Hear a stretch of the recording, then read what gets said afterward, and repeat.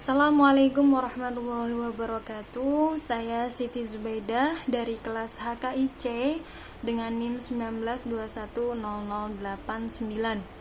Di sini saya akan menjelaskan sedikit materi fikih ibadah pada hari ini yang berjudul melacak ketersambungan sanad, ragam bacaan sholat, dan gerakannya perspektif kutubus sittah.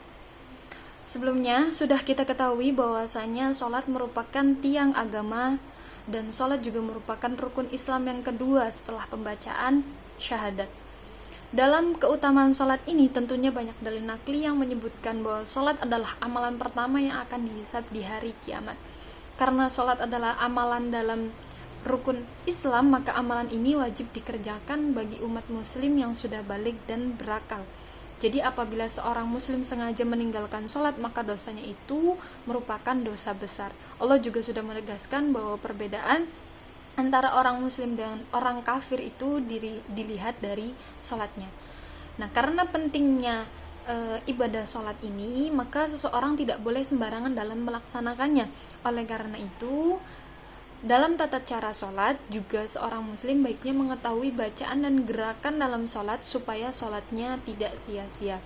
Butuh ilmu dan pemahaman agar sholatnya sesuai dengan ajaran Rasulullah dan bisa diterima oleh Allah Subhanahu wa Ta'ala. Dalam bacaan dan gerakan sholat, para ulama memiliki cara yang beragam. Keragaman cara ini dapat dilihat dari Kutubus Sittah yang merupakan kitab karya ulama-ulama terkemuka. Maka kita sebagai umat Islam hendaknya mengetahui perbedaannya agar tidak terjadi salah paham jika ada salah satu golongan yang menggunakan gerakan atau bacaan dari salah satu imam tersebut.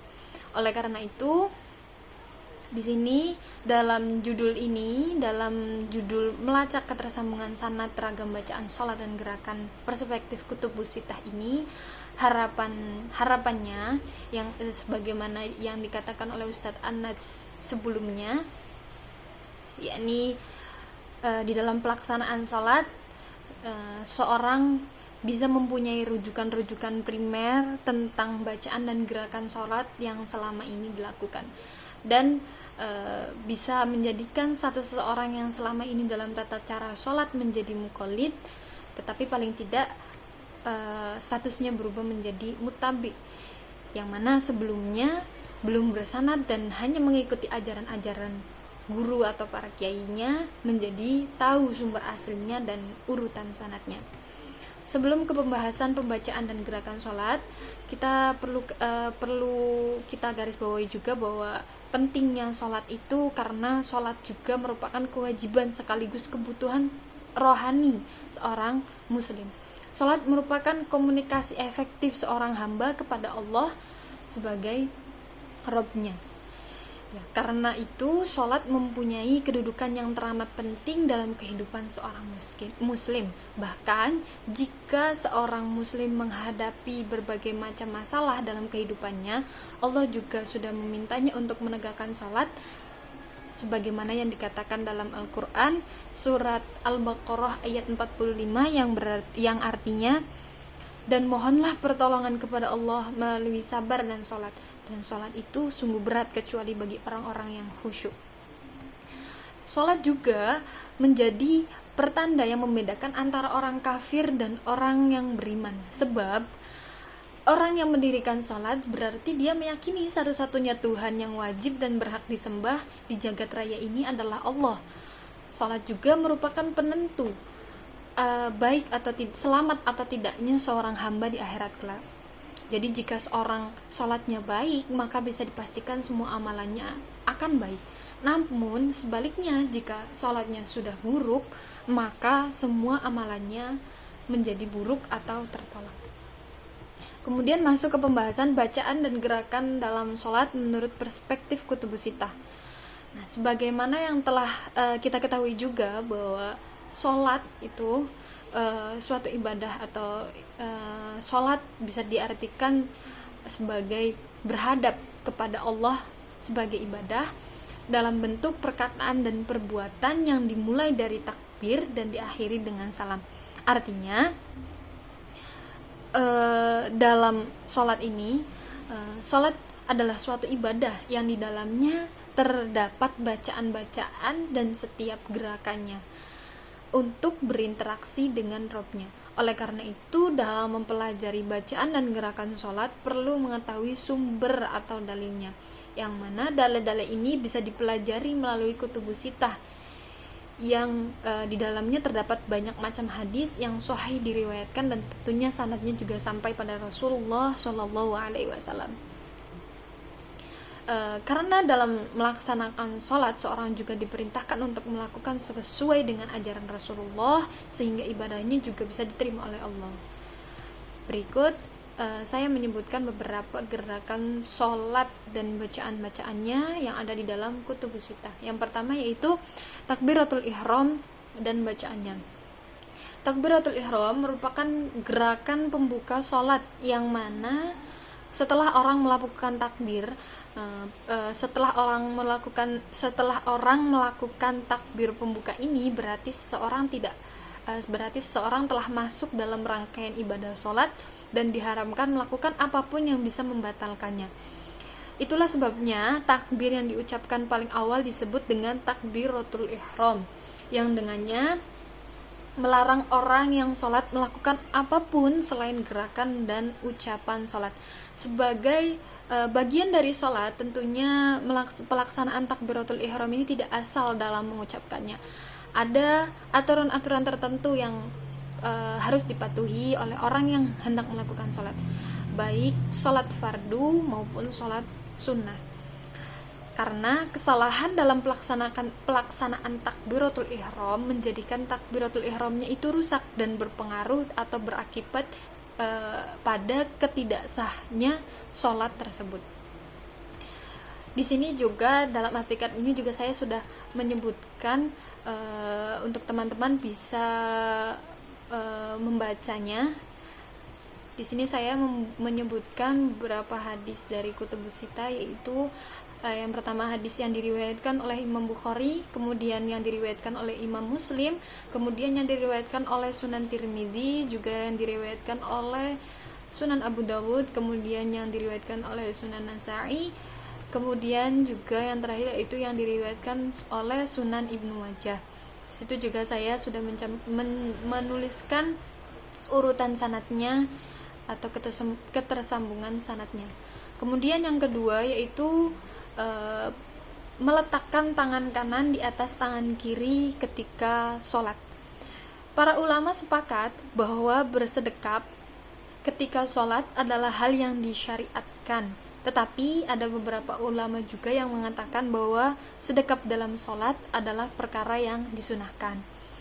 Dianjurkan agar sesuai dengan ajaran Rasulullah dalam melakukan sholat, beliau meletakkan tangan kanan di atas tangan kirinya ketika sholat. Itu kalau dalam bahasa Jawa sedekap ya. Berikut saya juga menyebutkan tata cara bersedekap dalam perspektif kutubus sittah yang disebutkan atau diriwayatkan dalam hadis Imam Bukhari, kemudian yang diriwayatkan oleh Imam Muslim, kemudian yang diriwayatkan oleh Sunan Tirmidzi, kemudian yang diriwayatkan oleh Abu Dawud, oleh Sunan Nasa'i, juga oleh Ibnu Majah. Kemudian selanjutnya yaitu doa pembuka sholat atau iftitah. Salah satu bacaan sholat di awal adalah doa iftitah. Doa iftitah ini adalah bacaan sholat yang dilafadzkan setelah takbiratul ihram dan sebelum surat wajib, yaitu surat Al-Fatihah. Meskipun dibaca setelah takbiratul ihram dan sebelum Al-Fatihah, doa iftitah hanya dibaca di rakaat pertama saja. Jadi rakaat selanjutnya itu tidak perlu membaca iftitah kembali. Nah, doa iftitah ini memang tidak termasuk ke dalam rukun sholat, juga tidak termasuk dalam syarat sahnya sholat, tetapi doa iftitah ini memiliki hukum yaitu sunnah. Di sini juga saya mau menyebutkan beberapa hadisnya dalam perspektif kutubus sittah tentunya, beserta dengan urutan sanadnya. Kemudian selanjutnya yaitu membaca surat Al-Fatihah. Surat Al-Fatihah adalah surat yang agung yang dibaca setiap muslim dalam sholatnya. Jumhur ulama mengatakan membaca Al-Fatihah adalah termasuk rukun sholat. Tidak sah sholat tanpa membaca Al-Fatihah. Itu juga di dalam hadis Kutubus Sittah juga mengatakan bahwa ketidaksahan ibadah sholat jika tidak membaca surat wajib, yaitu surat Al-Fatihah, karena itu juga merupakan rukun dalam sholat. Kemudian selanjutnya yaitu membaca amin dalam sholat. Membaca atau mengucapkan kata amin setelah selesai membaca Al-Fatihah dan ketika mendengar doa orang lain disebut dengan ta'min. Menurut jumhur ulama, kata amin itu sendiri juga bermakna ya Allah kabulkanlah. Jadi ta'min adalah sebuah doa atau permohonan dari orang yang mendengar doa orang lain agar doa itu dikabulkan oleh Allah Subhanahu wa taala. Berikut juga membaca amin dalam sholat yang terdapat dalam perspektif Kutubus Sittah. Kemudian selanjutnya itu ruku dan bacaan ruku. Ruku juga merupakan rukun sholat, karena ruku adalah kewajiban dalam setiap sholat bagi yang mampu. Jadi ruku yang memiliki akar rokaah bernilai 1 rokaat dalam sholat. Jadi seorang makmum bisa mengejar hingga imam ruku, berarti dia tidak perlu mengulangi rokaat selanjutnya. Berarti ruku itu menandakan terlaksananya 1 rokaat. Ruku juga dilakukan seraya bertakbir dengan mengangkat kedua tangan sampai sejajar dengan kedua pundak atau telinga. Kepala diposisikan sejajar dengan punggung dan tangan di kedua lutut dengan jemari merenggang. Tentunya ruku juga memiliki bacaan yang dicontohkan oleh Rasulullah SAW yang sudah kita ketahui, yaitu bacaannya adalah Subhana rabbiyal azimi wa bihamdi Subhana rabbiyal azimi wa bihamdi sampai 3 kali. Juga disebutkan dalam hadis yang diriwayatkan oleh beberapa imam dalam Kutubus Sittah. Selanjutnya yaitu sujud dalam sholat. Sajdah atau sujud merupakan bahasa Arab yang dapat disamaartikan dengan perbuatan menempatkan dahi, hidung, kedua telapak tangan, kedua lutut, dan ujung kaki pada kondisi serentak di lantai dengan tujuan tertentu karena Allah pada waktu-waktu tertentu. Sujud juga merupakan salah satu sarana untuk mendekatkan diri kepada Allah Subhanahu wa taala tentunya. Oleh karena itu, penting untuk melantunkan macam-macam bacaan sujud dalam sholat. Lewat sujud, seseorang mengakui dirinya lemah di hadapan Sang Pencipta. Sujud bisa menjadi momen istimewa bagi manusia, di mana seorang bisa mencurahkan keluh kesahnya dan memohon diringankan beban kepada Allah Subhanahu wa taala lewat macam-macam bacaan sujud dalam sholat. Kemudian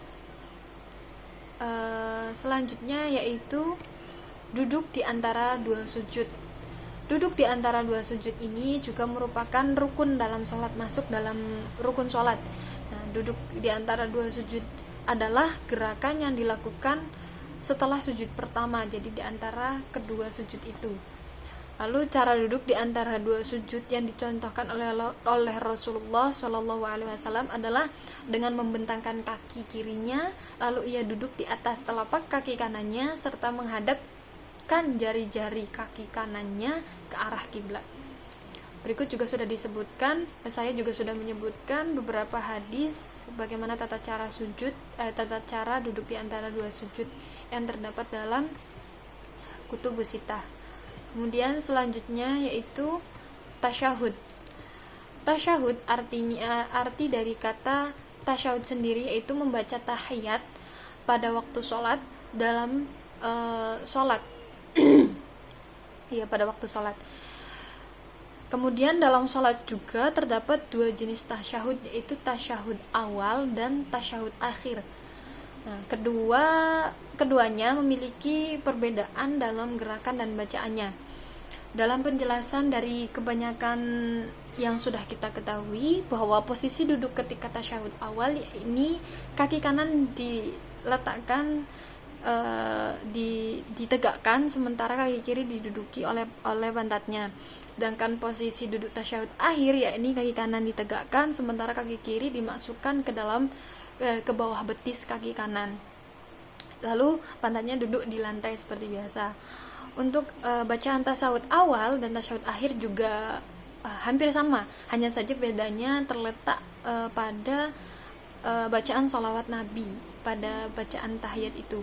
Jika tasyahud awal cukup membaca sholawat Nabi saja, tetapi sementara jika tasyahud akhir itu melanjutkan sholawat Nabi itu dengan keluarga Nabi dan Nabi Ibrahim serta keluarga Nabi Ibrahim. Berikut saya contohkan tasyahud dari beberapa hadis yang sudah diriwayatkan dalam kutubus sittah. Bismillahirrahmanirrahim. At-tahiyyatul mubarakatus shalawatut thayyibatu lillah.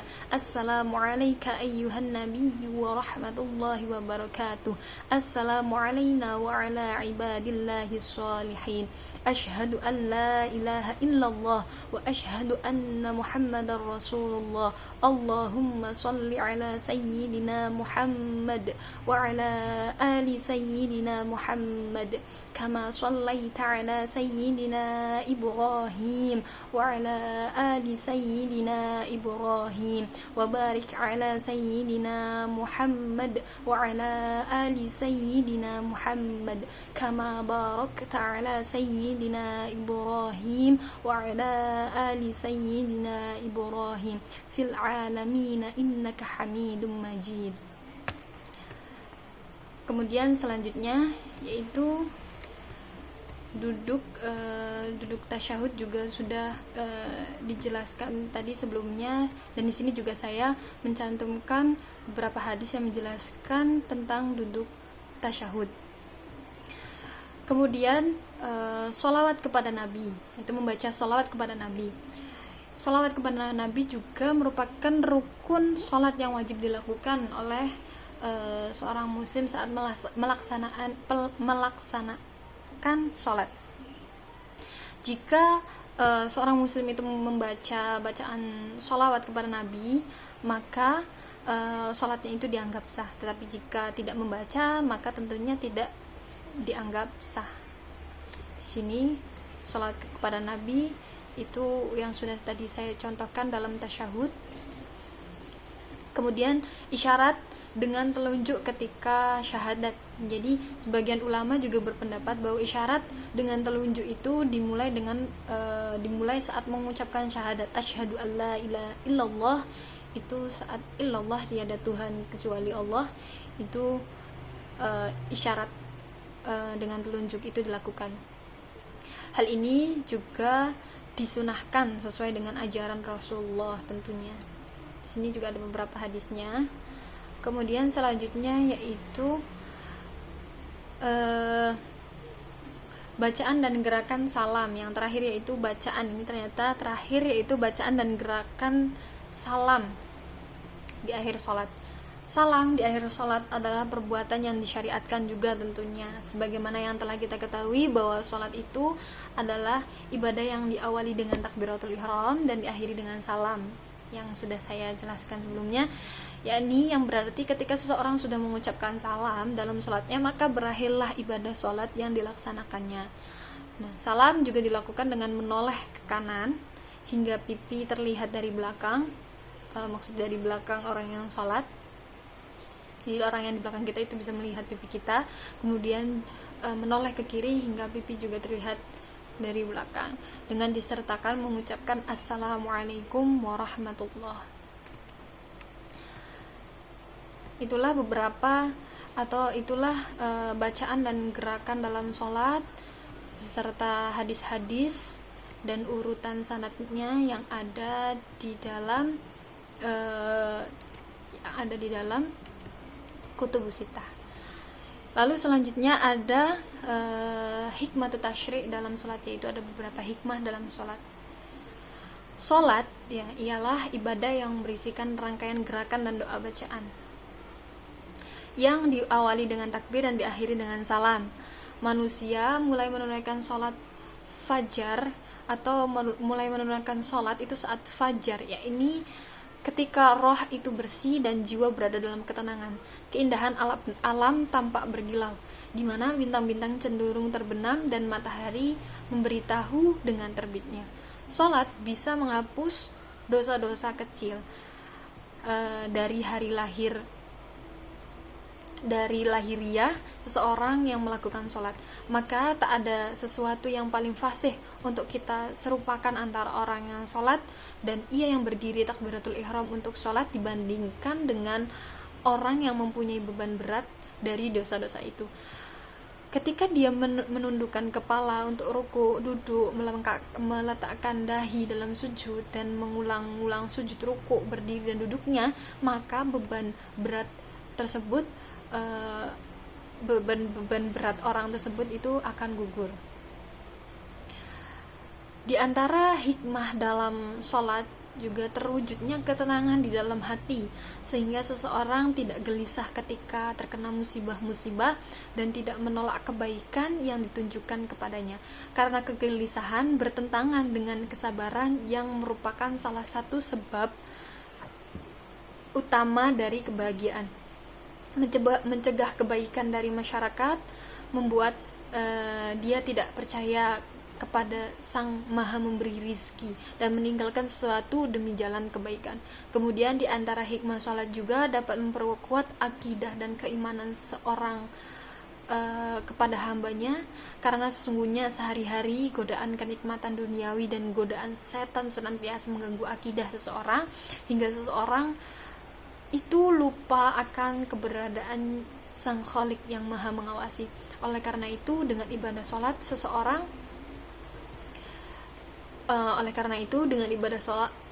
seseorang yang melaksanakannya kembali mempertebal keyakinan dan keimanan, sebagaimana tumbuhan yang kering segar kembali sesudah diguyur hujan. Sekian sedikit penjelasan tentang materi fikih ibadah pada hari ini.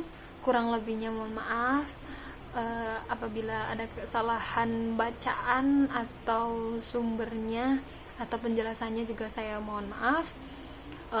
Saya akhiri. Wassalamualaikum warahmatullahi wabarakatuh.